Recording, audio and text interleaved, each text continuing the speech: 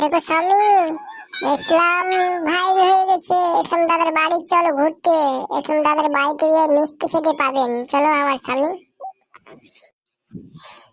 কেন গিন্নি কেন? ইসলাম দাদার বাড়ি যাবেন? চলো তাহলে আমরাও মিষ্টি খেতে পাবো। চলো।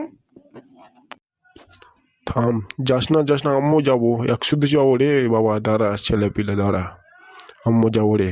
ঠিক আছে, ইসলাম দাদার বাড়ি। ইসলাম খুব সুন্দর ছেলে, ভালো গো। কিভাবে ভাইরাল হলো ইউটিউব চ্যানেলে আমি তো বুঝতে পারছি না গো। চলো চলো।